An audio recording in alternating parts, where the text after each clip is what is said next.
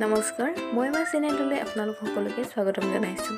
যিসকল পিতৃ মাতৃ হয় বা যিসকল পিতৃ মাতৃ হ'বলৈ গৈ আছে তেওঁলোকে মোৰ চেনেলটো ছাবস্ক্ৰাইব কৰি ল'ব, কিয়নো এই চেনেলটোত আপোনালোকে শিশু সম্বন্ধীয় ভিডিঅ'সমূহ চাবলৈ পাব। তেনেহ'লে বেছি দেৰি নকৰি আজি মেইন ভিডিঅ'টো আৰম্ভ কৰোঁ ব'লক।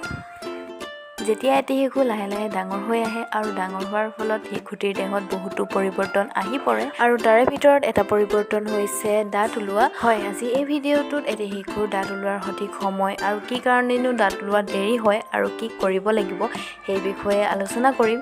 যদি ভিডিঅ'টো আপোনাৰ বাবে প্ৰয়োজনীয় বুলি ভাবিছে তেনেহ'লে অকণমানো স্কিপ নকৰি ভিডিঅ'টো শেষলৈকে চাব আৰু পাৰিলে লগৰ 10জনৰ লগত শ্বেয়াৰ কৰিব।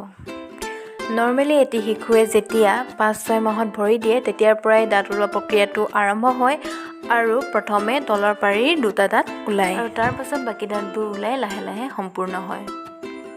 আনহাতে অন্য শিশুৰ তুলনাত যিসকল শিশুৰ দাঁত দেৰিকৈ ওলায় তাৰ কাৰণসমূহ হৈছে নম্বৰ 1 হৈছে বংশগত।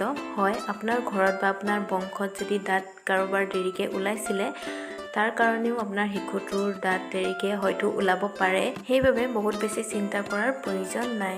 নম্বৰ 2 হৈছে প্ৰিমেচিয়ৰ ডেলিভাৰী। হয়, আপোনাৰ বেবীটো যদি মেচিয়ৰ নোহোৱাকৈ ডেলিভাৰী হৈছিলে তেনে ক্ষেত্ৰতো দাঁত ওলোৱাত দেৰি হ'ব পাৰে। নম্বৰ 3 হৈছে ল' বাৰ্থ ৱেইট, অৰ্থাৎ জন্ম হওঁতে যদি বেবীটোৰ জোখতকৈ বহুত বেছি ওজন কম আছিলে তেনে ক্ষেত্ৰতো দাঁত ওলোৱাত দেৰি হ'ব পাৰে। নম্বৰ 4 হৈছে প'ৰ নিউট্ৰিশ্যন, অৰ্থাৎ আপোনাৰ বেবীটোৰ দেহত যদি ভিটামিন এ আৰু ভিটামিন ডিৰ কমি হৈছে তেনে ক্ষেত্ৰতো দাঁত ওলোৱাত দেৰি হ'ব পাৰে। দাঁত দেৰিকৈ ওলোৱাৰ কাৰণসমূহতো গম পালে, এতিয়া আহক কি উপায়েনো শিশুটিৰ দাঁত সোনকালে ওলোৱাত সহায় কৰিব পাৰে।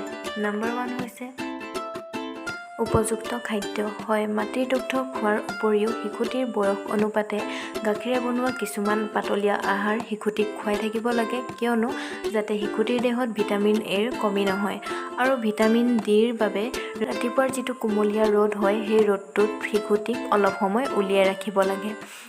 ইয়াৰ উপৰি আপোনাৰ শিশুটিৰ যদি আঙুলি খাই থকাৰ অভ্যাস আছে সেই অভ্যাসটো সোনকালে আঁতৰাব লাগে।